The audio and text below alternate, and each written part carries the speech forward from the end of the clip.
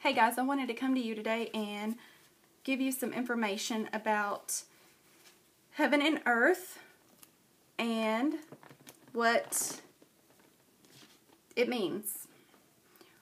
Right now, I've been studying this, which this is an old study, but I keep adding to it because it just floors me that I don't hear more about it. The commandments, the 10 commandments. You know, there's 5 that are between you and the Lord, and then there is 5 that are between you and your neighbor. Those 10 commandments are very much in effect.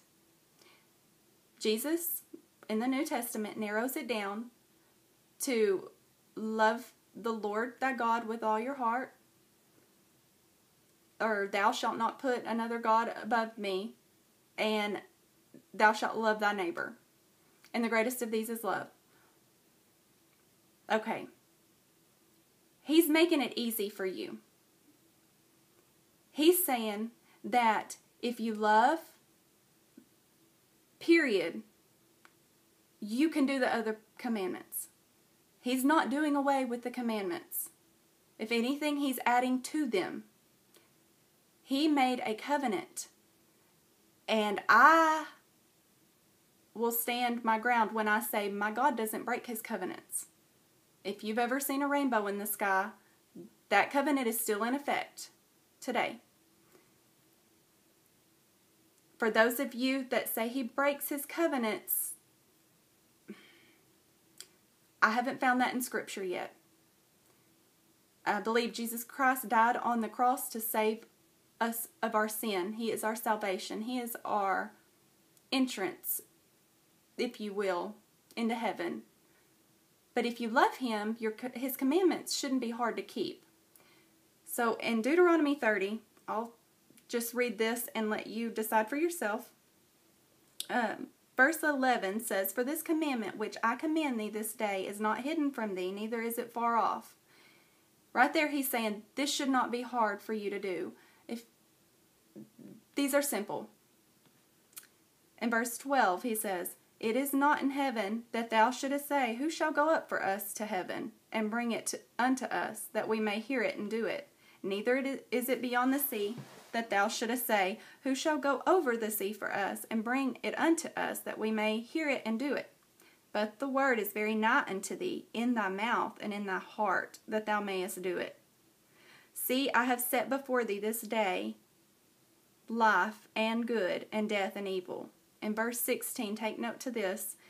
"In that I command thee this day to love the Lord thy God, to walk in his ways, and keep his commandments, and his statutes, and his judgments, that thou mayest live and multiply, and the Lord thy God shall bless thee in the land, whither thou goest to possess it. But if thine heart turn away, so that thou wilt not hear it, but shall be drawn away, and worship other gods, and serve them, I denounce unto you this day, that ye shall surely perish, and that ye shall not prolong your days upon the land whither thou passest over Jordan to go to possess it." Okay, and in verse 19, "I call heaven and earth to record this day against you, that I have set before you life and death, blessing and cursing. Therefore choose life, that both thou and thy seed may live." Back then, when they would bear a record or make a commitment or a contract binding agreement with one another, they would use a shoe, they would use a staff or a rod or something, that a garment, a piece of a garment, to exchange and show it's like their witness. And the Lord here is using heaven and earth as the binding record, or bearing record for this. Now, he knew that it would be around for a while. Obviously, it needed to be something of some substance, so he used heaven and earth. Go on over to Matthew 5, and this is where Jesus is talking. In verse 17, I'll start there.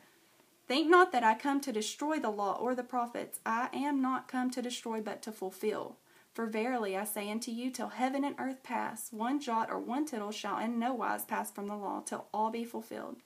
Whosoever Whosoever therefore shall break one of the least of these commandments, and shall teach men so, he shall be called the least in the kingdom of heaven. But whosoever shall do and teach them, the same shall be called great in the kingdom of heaven. And in this scripture, he's saying that heaven and earth shall pass before anything is changed from the law or the commandments. So he's saying, don't teach men not to do these commandments. You want to teach them to do all of them. And a lot of people will say, oh, well, he says, he sums it up into two. Yes, he does. But also at the same time, he's saying if you love, then you shouldn't have a problem with the rest of them. If you love, you're shown by your works. If you have faith in something, your works show your faith by doing the will. Okay, let's go on over to Revelations chapter 21. Therefore, I'm sorry, I'm so not reading that. And I saw a new heaven and a new earth, for the first heaven and the first earth were passed away, and there was no more sea. Here we are with our new heaven and new earth. Let's go on over to 22. And I want to read in verse 12. And behold, I come quickly, and my reward is with me, to give every man according to his work shall be. I am Alpha and Omega, the beginning and the end, the first and the last. Blessed are they that do his commandments, and they may have right to the tree of life, and may enter in through the gates into the city. There you go, guys.